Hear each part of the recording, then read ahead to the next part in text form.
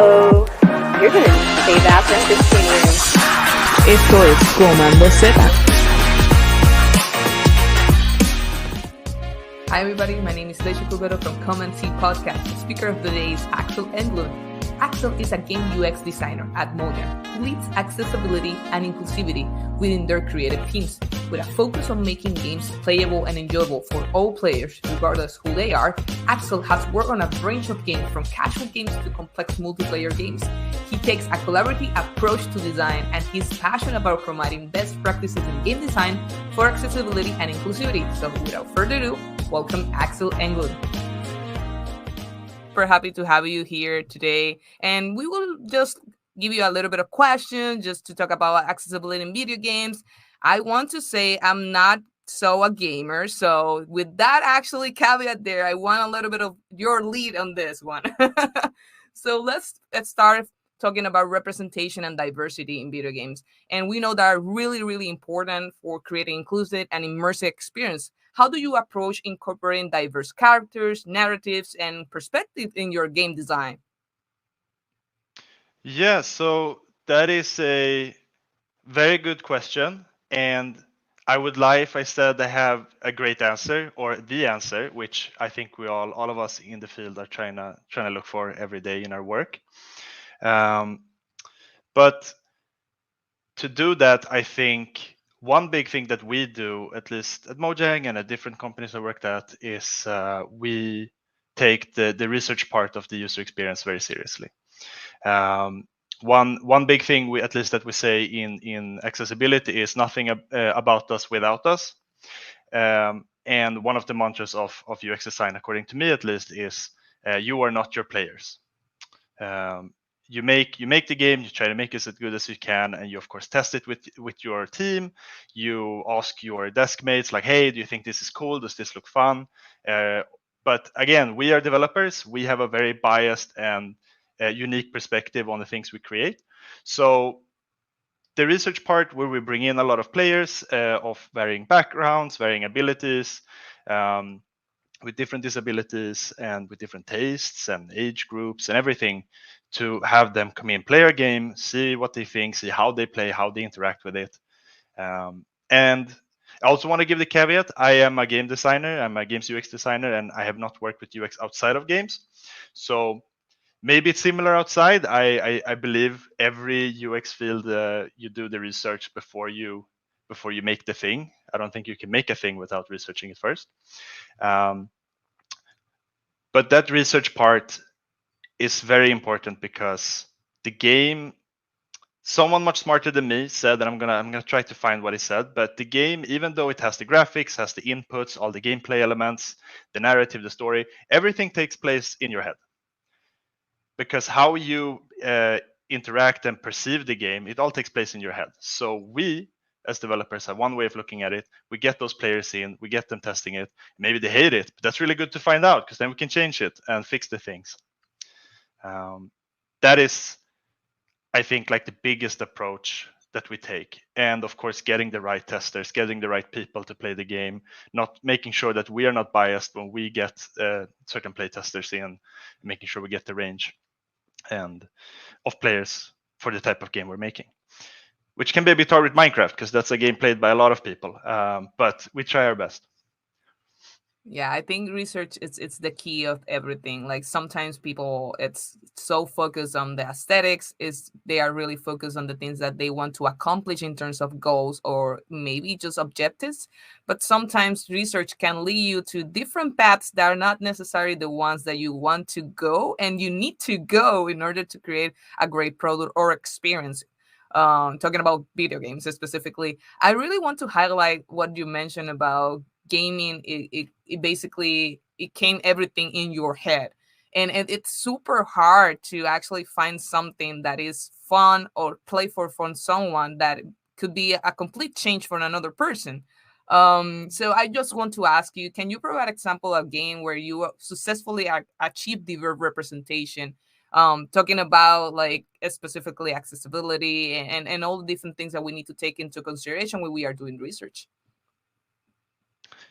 Yes, so that is a good question, and I think Successfully, I think every creative is very hard on themselves. Like when you say successful, like you might see it, oh, but you did this thing that might be great, but in my head I always think we could always have done more, we could always have done better. So I'm gonna try to be nice to myself. So one of the first games, and actually I'm going to give two examples. I'm going to give one example I made. So this is just for fun. When I was in school, basically, you have no rules. You just have to do things, learn, go crazy, go as wild as you can with the things you're making. And we made a game about a little robot. And so the interesting thing here, and I think this applies maybe to more indie game development than AAA, because in AAA you have a lot more budget. But we were a small team of students and we wanted to make a game and put it out there and see what people think. And I think we made the robot because we did not have time or didn't know how to make complex animations for like a human character or like an animal. So we're like, but we can make a robot, right? And the robot didn't really have a gender or any type of representation. Like it was just a blank canvas that we put a screen on that could indicate a face. Because when it got hurt, it had an LCD face and it would start crying. And that was about it. And I think like looking back at that, and we had no idea why this was a good idea. But I think now with the experience I have it is a thing where you do not have to go too far to achieve this. Again, being nice to yourself, like if you can make a robot or you can make players take control, because compared to maybe film or maybe books or other types of creative outlets for people, you take control of a character, you get immersed in video games because you're controlling it. You make decisions. And I think Sid Meier said this, who's like one of the greatest old gods of game development. He said like games are a series of interesting choices, and as long as you get to make those, like who you are, and if you can be this robot and you don't really need to self-insert yourself into that robot, but you can control it. I think we did pretty good. And it stemmed from this case of we cannot make animations for a human because that is too hard. We don't know how to do that. We'll make a robot. So it walked like this. In more, not in indie development, but when I started getting paid for my work, I worked at a company here in Sweden called Avalanche. So this was my first job. I was an intern. Super stressed, super scared. Everything is new. No experience at all. But we made a game I was an intern on the game called Generation Zero, which is set in the 1980s Sweden. And everyone is gone, and there's a bunch of robots trying to kill you. That's the game. So if you want to see a piece of Sweden, you can play that game. If you want to roam around in the Swedish archipelago, the Stockholm archipelago, I think we set it in. I should remember this. Anyway, the game takes place in the 80s. It's a first-person game. And I think there are some kind of things you can do in games. Like if you want to immerse someone, you can go first person.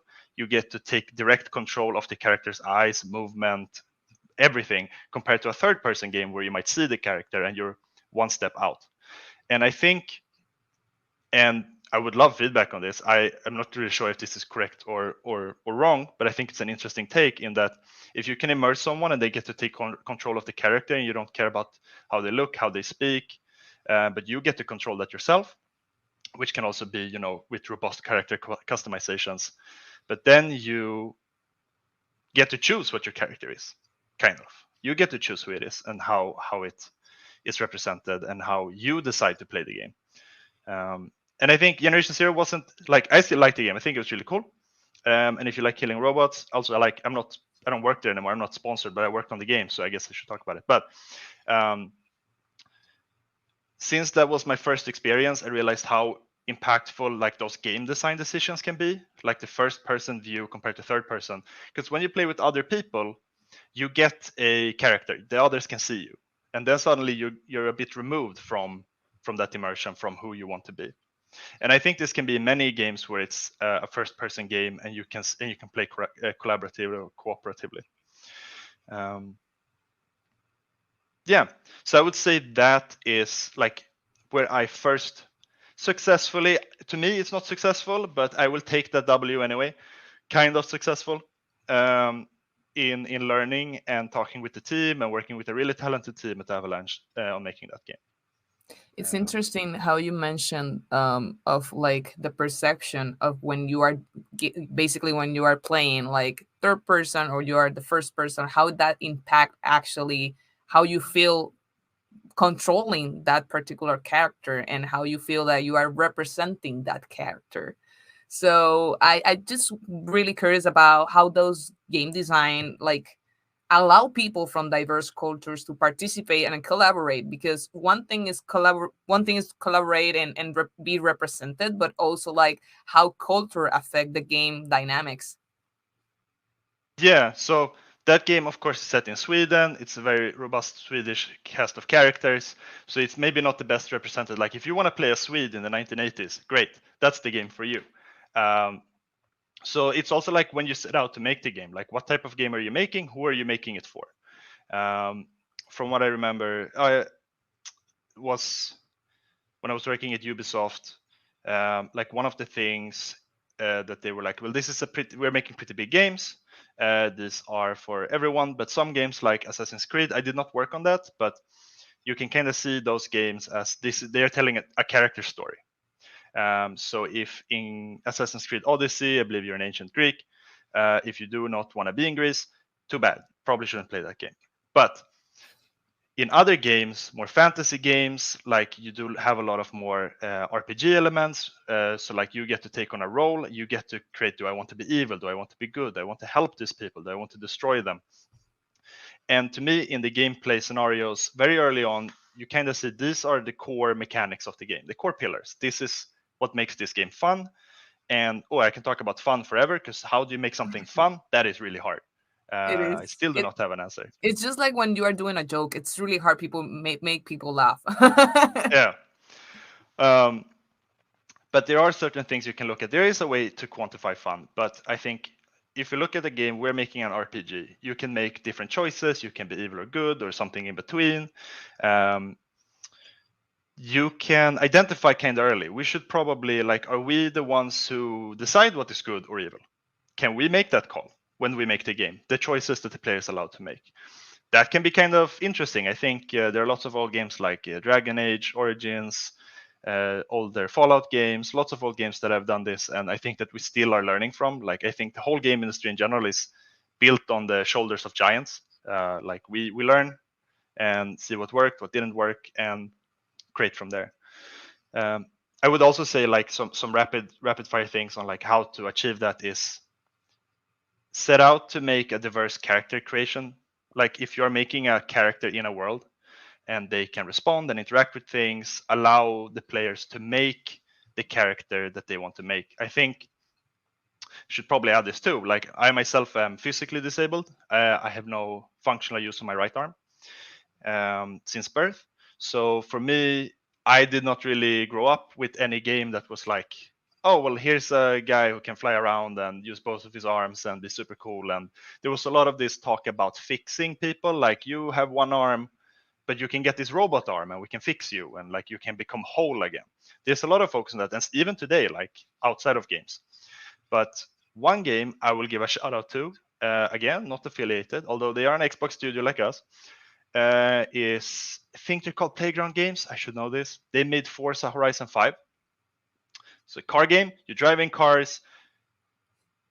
That's about it. No, it's much more than that. You're driving cars and you can do races and you can upgrade your car. But their customer creator, like you can put prosthetics on your arms, or so like you can have like a metallic leg, or you can have a cast, and then you can paint that, pick different like color options and put flowers on it, if I remember correctly. And there's all these kind of things that to me was new. Like, and I didn't personally know I wanted this, but I could make a car or a driver that had one functioning left arm and one prosthetic on his right arm.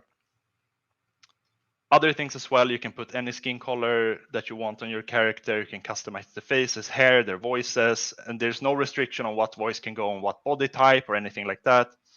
But what's really interesting about this game is you don't really see your character that much, at least not the way I play it, because you see your car. You're mostly driving the car.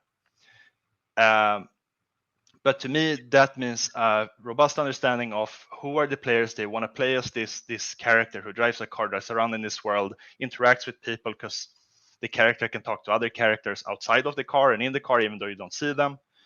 And I think that stems a lot from research and understanding of the subject, like who are the players that are going to play your game, how do they want to be represented. That probably led to a diverse character creator that allowed players like me to actually make a character that looks like them and feels like them, and I can be a cool badass in a car now.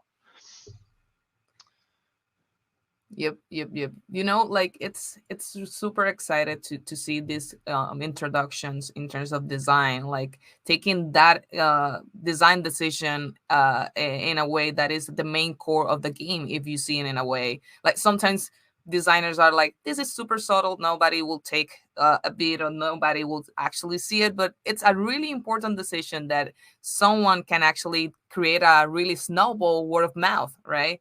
And that is the things that make successful not only a video game, an entire actual design decision. It is super interesting, and I also want to add, because I mostly work with accessibility and like features that make games more accessible for players, and they also have, I think, at least one of the only big games that have added sign language in the game. So there is someone who signs while you play the game of what people are saying, and of course they have a lot of customization for inputs, so I can actually play the game. Someone with one hand. Not great, but it's getting there. They've done a lot of updates, and like changing colors for people who are colorblind, and increasing contrasts and increasing text sizes and everything. And yeah, it's a really good game to me. Like there's also, of course, The Last of Us, part 2 and part 1, insane character customization. No, not character customization, but game customization in terms of settings. I have another question for you, and it's more related to, I have some people on the program that are really, really interested in of League of Legends. And I'm super you too? Yeah.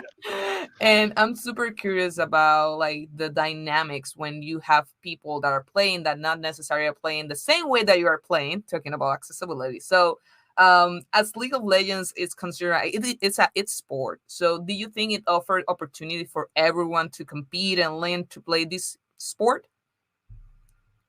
Currently, no.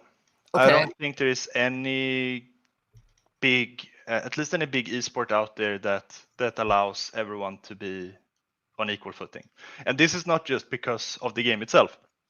This is because of how it stems around it. And like I have played League of Legends now, I think for 14 years on and off. Like I was in the beta and everything. So I played a lot of League of Legends throughout many phases of my life even. So one thing I would say like that it has going for it is, so it's a free-to-play game. You can, as long as you have an internet connection and a decent computer, which again, not everyone has, but if you have that, the barrier to entry is finding the web page and downloading the client. There are other barriers when you get into the game where it might be more of, you have to buy certain characters, it takes time, but you can get them for free. And I don't want to get too into that, but there is a trade-off with the game is free, you can try it out, and then you can buy into it if you want to, compared to a big front-up cost. It also makes it easier to get into it, test it, see if it's for you, learn the basics, and see how you can customize it to work for you. The game itself doesn't have that many customizable options. You can bind any key to the buttons you have to use. There are not that many buttons you have to use compared to, let's say, RPG or something like World of Warcraft, where you, like I play World of Warcraft, but I have to use foot pedals to reach all the buttons I want to use. Like it takes a lot of effort, but I think everything surrounding it can be good, but there's also the way of, I actually talked to a friend about this because he works as an esports teacher. And to get an official league, you have to do an upfront cost, and it can be hard to get that. So there are monetary gains that some people cannot afford. So people who are really good at the game, who are in the challenger leagues, might not even be able to compete on the highest level, even though they are that good. But one interesting thing that they did, if I remember correctly, League of Legends had, in the early days, the bottom team was blue and the top team was purple, which was a very bad case for people who are colorblind. Like they can meld together. So they added a colorblind option. Okay, bottom team is blue, top team is red. Go. You can click a button and it changes the colors for like outlines, health bars, texts, these kind of things.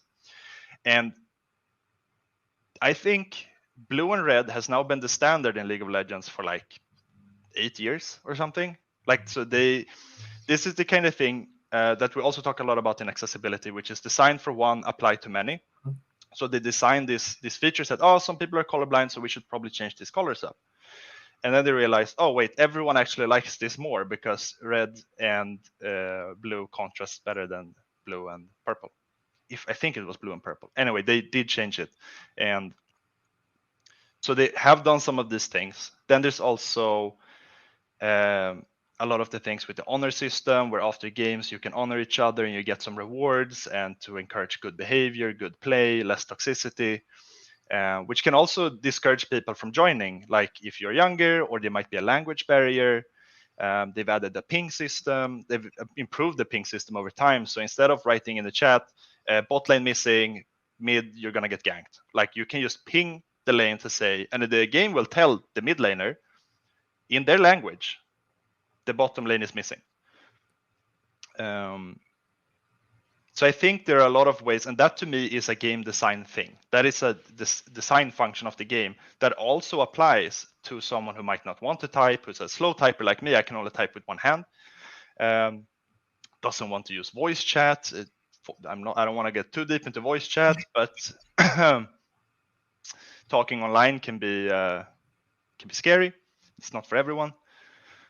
And yeah, so there are a lot of these things that I think they are improving upon to give people an equal footing. However, the game itself is not built for everyone.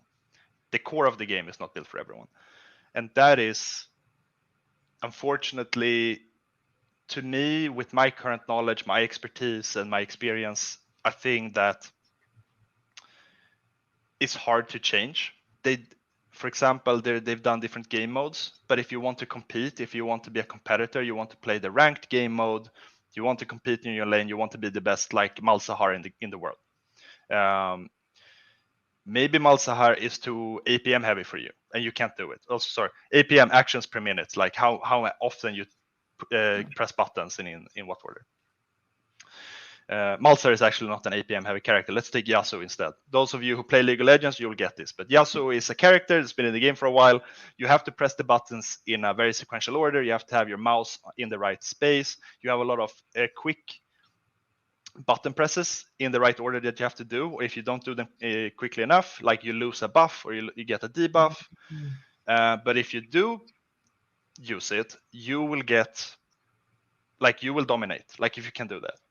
I cannot play Yasuo because I cannot press those buttons as fast as possible. Like I use my left hand on the mouse and then I use my right hand on the keyboard. But I cannot press Q, E, W, Q, R, like do 10 button presses in 1 second. I can't do that. But then going back to Malzahar, another character in mid lane. Also, if I'm talking too much League of Legends, sorry, like I am a League of Legends fan. I think it's a great game, even though it's not perfect. But what Malzahar can do is he feels the same kind of role as Yasuo. He's a mid laner. He deals ability damage instead of physical damage, but he requires less button inputs. And I think this is an interesting way to look at accessibility, is that you can make so many different diverse characters and you can find a character that works for you. Maybe you wanted to play Yasuo. Like I wanted to play Yasuo. He's a cool samurai. I want to be a cool samurai, but I can't be that cool samurai. So I'm going to be this monster from the void that shoots laser instead. That's also kind of cool. And I can play him and I can perform. And I think looking at what the League of Legends game designers talked about is that they do have high skill characters and maybe lower skill characters in terms of physical input, but they can still perform, because instead of having the button presses be the skill indicator, the skill indicator is in your decision making and what you can do. And should I go for it now? Should I go help the other lane? Should we push this? Should we take this objective? So you move some of that skill off the keyboard and into the brain instead, kind of. Interesting. It's an interesting way to see accessibility because, as you mentioned, some people will want to be a samurai, but it will feel like it's not accessible because I cannot be that character. But if you see it in the other way around, as you mentioned, like you have the opportunity to be another type of character that use another skill in a way more efficient for play. So it's super interesting to see like the both sides of what is accessible or not in our opinion, of course. Yeah, so that's my opinion, and I think it's interesting, and I think game accessibility is, and also this is going to be in my talk, is what I think it's going in the future, and it's someone smarter than me. I can't remember their name, but they said they basically group it under inclusive design. And inclusive design it's not just diverse like character creations, representation, inclusive narratives. These are all obviously very important. But for me personally, what makes me interested is how do we make a mechanic, or how do we make this fun feature of the game? When you press a button, how is that fun for everyone? Like, and how can you tailor that to be fun for you? One quick example. Have you played, or do you know about Elden Ring? I told you I'm super bad on games. I'm sorry for the audience. Maybe someone in the audience has played Elden Ring. I would sure. I think so. Yeah. Very, very big game, popular, came out last year, I think. Is a spiritual follow-up to the Dark Souls series, and Dark Souls is known. I mean, it's a meme at this point, but it's a very hard game. It's a very, very hard game, because it requires a lot of finger dexterity to do the things you need to do. And I could never play any of the Dark Souls games ever. Like all my friends did, and I felt like, oh heck, I want to do that. I can't. But when Elden Ring came out, the biggest thing they did was that it was more playable on PC. Like I cannot play with controllers; they just don't work for me really. But on PC, I can play it. But the Dark Souls games were not really, they were ported or something, I think, from the console versions to the PC. So they were made for a controller, not for PC. However, Elden Ring was. But in Elden Ring, they added some more core features of the game. So I would say, like, they ported it to the PC. You can customize the controls. That is outside of the game. That is an addition to the experience. Because the main experience can't be that we make it for one type of player and then you can customize it to fit you. That is still excluding that person, I would say. But what Elden Ring did, and this is, maybe people won't agree, but I think it's an interesting think about.